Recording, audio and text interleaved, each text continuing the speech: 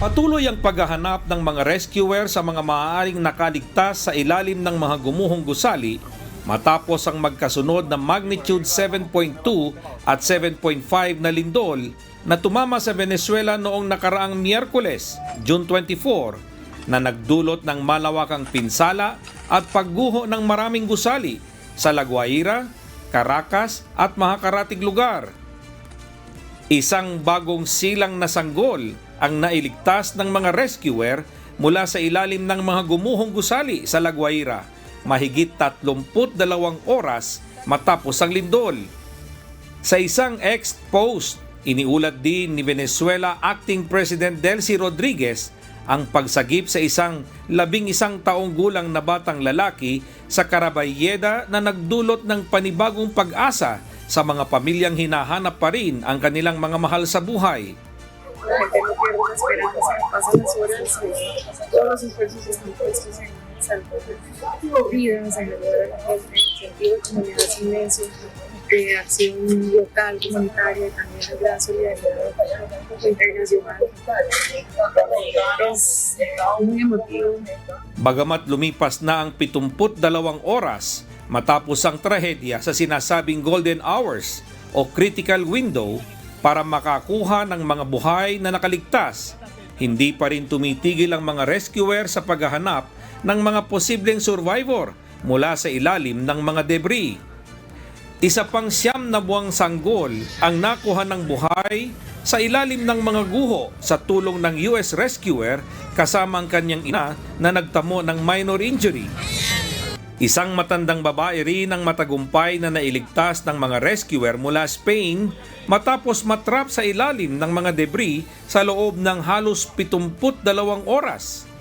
Nakatagpo rin ng sign of life ang mga rescuer mula sa El Salvador sa ilalim ng gumuhong La Almendrina Deli Bakery sa Katia, Lamar Sector. Pinaniniwalaang ito ay mula sa isang ama at kanyang 2 anak na babae na kasama niyang naipit sa ilalim ng lupa. Nailigtas din nila ang isang babae kasamang kanyang aso na natrap sa guho sa loob ng 3 araw matapos ang lindol. Samantala, patuloy ang pagdating ng mga International Search and Rescue Team mula sa mahigit 20 bansa, kabilang ang Estados Unidos, Mexico, Brazil, El Salvador, France, United Kingdom, Turkey at Netherlands. Nagpadala rin ang Estados Unidos ng mahigit 250 disaster response personnel, mga specially trained search dogs, mobile hospitals at karagdagang supply para sa mga biktima. Sa kabila ng pagbuhos ng tulong mula sa iba't ibang bansa at organisasyon, ilang mamamayan ng Venezuela ang nagrereklamo sa mabagal na pagdating ng heavy equipment para sa rescue operation, kaya't ilang mga residente ang gumagamit na lamang ng pala at kanilang mga kamay upang maghanap ng mga nakaligtas sa mga gumuhong gusali. No hay nadie que nos ayude a buscar, fíjate que la gente que nos ayuda somos nosotros mismos que nos metemos. Pero maquinarias no hay, vinieron unas ayer y ni siquiera pudieron mover estas placas porque esto era un edificio de 3 pisos, una panadería y arriba estaba producción. Pero mis hijos en el video estaban abajo jugando con unos globos. Ilang araw matapos ang lindol, libo-libong residente pa rin ang napipilitang matulog sa mga kalsada, bakanteng lote at mga pansamantalang evacuation area dahil sa takot na muling gumuho ang kanilang mga bahay sa gitna ng nagpapatuloy na mga aftershock. Ayon sa United Nations, umaabot na sa tinatayang 6.7 billion ang halaga ng mga nasirang infrastruktura at iba pang ari-arian, katumbas ng halos 6% ng kabuoang ekonomiya ng Venezuela.